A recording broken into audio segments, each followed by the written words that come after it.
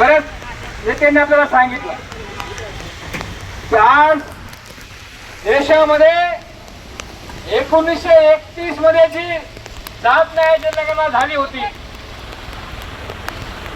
सात न्याय जनगणना झाली, त्यानंतर 2011 मध्ये झाली. 1931 ते 2001 हा मोठा कालखंड ही सात न्याय जनगणना झाली नाही. त्यामुळे या देशामध्ये अति मागासलेल्या लोकांना त्यांचा मूलभूत अधिकार त्यांना मिळाला नाही. म्हणजे तुम्ही आपण पाहतो की आपण बरेचसे मुंबईमध्ये फिरत असताना मुंबईमध्ये फटके कुत्रे पाहतो आपण. त्या फटके कुत्र्यांच्या गळ्यामध्ये पट्टा असतो. तुम्ही गाई म्हशी पाहता, त्या गाई म्हशीच्या कान टोचलेले असतात.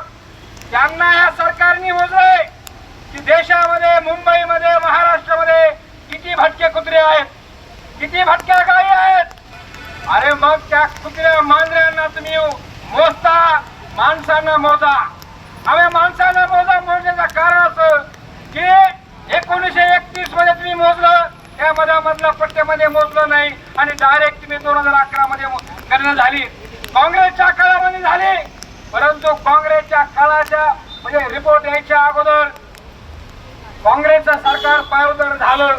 मोदी सरकार सत्तेवर आले, त्यांनी जात न्याय जनगणना केली नाही. त्यांनी जात न्याय जनगणना का केली नाही की त्यांचं पितळ उघडं होईल.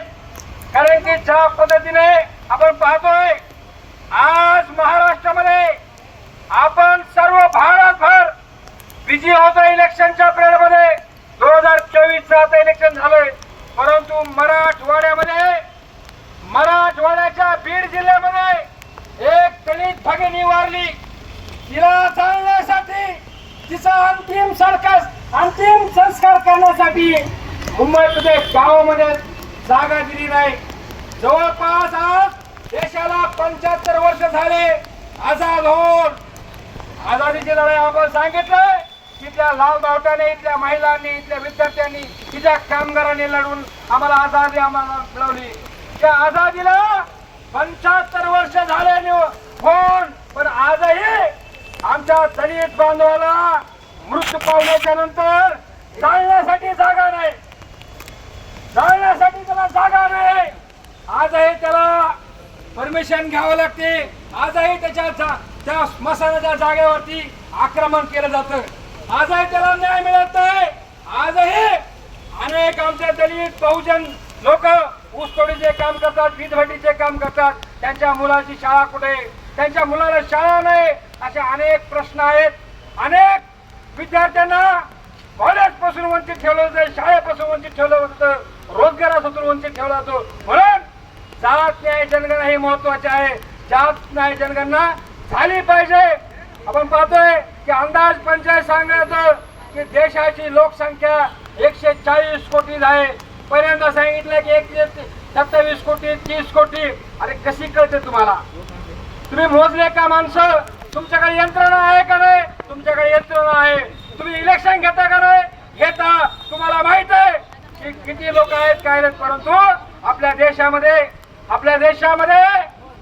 जातीपातीचा म्हणजे पुरुष यांनी जे शेण खाल्लेलं आहे मनुस्मृतीनुसार जातीपाती करून ठेवल्या, वर्णवार करून ठेवले. तू खालचा, मी वरचा. प्रत्येक जातीमध्ये जवळजवळ 7-8 पोट जाती आणि तू माझ्यातला नाही, मी तुझ्यातला नाही. जवळ बसून खायचं नाही, ताटात बसवायचं नाही, त्याच्या लग्नात घ्यायचं नाही, वरातीत मिरवायचं नाही, घोडीवर बसला म्हणून मारायचं, मिशा ठेवल्या म्हणून मारायचं, चप्पल घातली म्हणून मारायचं. असं देशात चालतं. मग त्याला शिक्षण भेटणार आहे का? जर तुम्ही त्याला जवळ घेऊ शकत नाहीत, त्याला तुम्ही शाळा देऊ शकत नाहीत, मग तुम्ही जनगणना कशी करणार? तर तुमच्या मनामध्ये जनगणना करायचं नाही, परंतु भारतीय कम्युनिस्ट पक्षाचे आमचे कार्यकर्ते, आमचे नेते, आमचे लढाऊ चळवळीतले नेते हे जोपर्यंत जात न्याय जनगणना भारतामध्ये होत नाही तोपर्यंत आम्ही शांत बसणार नाही. आपण पाहतोय की महाराष्ट्रामध्ये सध्या तो मला आरक्षण मिळालं पाहिजे, मला आरक्षण मिळालं पाहिजे म्हणून आंदोलन करतोय. त्याला त्याचं आंदोलन करण्याचा भारताच्या राज्यघटनेमध्ये त्याला आर्टिकल 19 प्रमाणे त्याला आंदोलन करण्याचा अधिकार दिलाय. तो आंदोलन करतोय, परंतु त्याची आंदोलनाची दिशा भरकटली जाते. तुम्हाला लोकांना रोजगार मिळाला पाहिजे. जे रोजगार आहेत त्या कामगारांना, त्या विद्यार्थ्यांना मिळायला पाहिजे. अनेक विद्यार्थी इंजिनियर होऊन बसलेत, अनेक विद्यार्थी हे वेगवेगळ्या पदव्या घेऊन बसलेत, परंतु त्यांना त्यांच्या आणि त्या रोजगाराची त्यांचं मिलन होत नाही, त्यांना त्याची भेट होत नाही. हे सरकारचं काम आहे, पण सरकार उदासीन आहे. सरकारला राम मंदिराचा मुद्दा महत्वाचा वाटतो, सरकारला वेगवेगळ्या देवा धर्माचा मुद्दा वेगवेगळा चांगला वाटतो, परंतु रोजगाराचा मुद्दा सरकारला तो पडत नाही. अनेक आज बघा, ज्या वेळेस देश स्वतंत्राची लढाई चालू होती, कामगाराची लढाई चालू होती, कामगार लढत होते, त्यावेळेस ते हॉस्पिटल झाले. तेच हॉस्पिटल अजून तरी वेगळे नवीन हॉस्पिटल मुंबईमध्ये झाले आणि देशामध्ये होत नाहीत. रोग वाढत नाही का? लोकांना रोग होत नाही का? होते, परंतु तुम्ही पैदाच मुळात मरण्यासाठी झालात, हे सरकारचं धोरण आहे. तुम्ही मुळात मरण्यासाठी पैदा झालात, परंतु मी नरेंद्र मोदी आणि त्यांच्या बगल बच्च्याला सांगू इच्छितो, आम्ही मरण्यासाठी पैदा झालो नाही, आम्ही लढण्यासाठी पैदा झालो. आम्ही जोपर्यंत प्रत्येक शेवटच्या माणसाला न्याय मिळणार नाही तोपर्यंत लढणार. जात न्याय जनगणना ही झाली पाहिजे, हे पक्षाचे काम. दलित अधिकार आंदोलन म्हणून आपण विजयवाड्यामध्ये सुद्धा आपण इथे ठराव केला होता, औरंगाबाद शहरामध्ये ठराव केला होता, मुंबईमध्ये सुद्धा ठराव केला होता, आणि त्या पद्धतीने आमचा पक्ष भारतीय कम्युनिस्ट पार्टी आणि जनसंघटना आम्ही ताकदीने याच्या पाठीमागे लावला आहोत. झोपडपट्ट्यांचा विकास झाला पाहिजे. झोपडपट्ट्यामध्ये कोण राहते? झोपडपट्ट्यामध्ये अदानी अंबानीच्या पिलावर राहतात का? झोपडपट्ट्यामध्ये इथला मुंबईतला कष्टकरी, महाराष्ट्रातला कष्टकरी, हा कष्टकरी वर्गातला जो जातीपातीमध्ये वाटला गेला, विभागला गेला, हा तो राहतो. परंतु त्याला एक आपल्याला सांगू इच्छितो की होय, जात हे भारतातलं वास्तव आहे, ते मिटवणं शक्य नाही.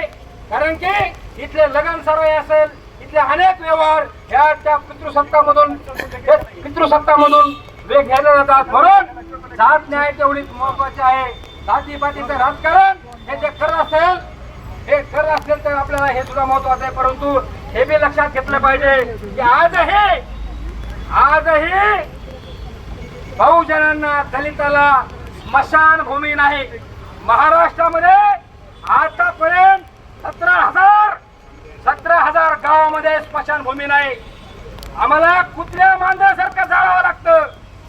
लोक बांबू घेऊन, दांडे घेऊन उभा राहतात की आमच्या शेतामध्ये जाळायचं नाही, आमच्या जागेवर जाळायचं नाही. मग आम्ही भारताचे लोक आहोत का नाही?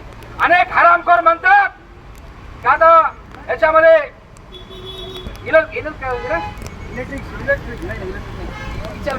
इचलकरंजी हे मिनी पाकिस्तान आहे असं काही हरामखोर म्हणतात. मुंबईला काही दिवसापूर्वी सांगितलं की ही सुद्धा मिनी पाकिस्तान आहे. अरे इथला भारतातला प्रत्येक नागरिक, जो मुस्लिम असेल, दलित असेल, तो कुठल्याही समाजात तुम्ही आम्हाला सर्टिफिकेट द्यायचं नाही. आम्ही भारतीय आहोत आणि लास्ट पर्यंत मरेपर्यंत भारतीय राहणार आहोत. त्याकरता तुम्ही आम्हाला सर्टिफिकेट वाटू नका. आम्ही कामगार म्हणून एकत्र आहोत, लढणारे म्हणून एकत्र आहोत. जातीपातीचं वास्तव असल्यामुळे आम्ही जातीपाती विभागलेलो, परंतु आमचा लाल भावटा हा आम्हाला आमच्या कामगाराच्या रक्ताने भागलेला आहे, रक्ताने तयार झाला. त्याकरता आम्ही जरी जातीपातीने विभागलेला असलो तर आम्ही एक आहोत. आणि जोपर्यंत मी पहिलं सांगितलं की जोपर्यंत कष्टकऱ्याला न्याय मिळणार नाही, जोपर्यंत जात न्याय जनगणना होणार नाही, तोपर्यंत आम्ही शांत बसणार नाही. एवढं बोलून थांबतो. जय भीमला.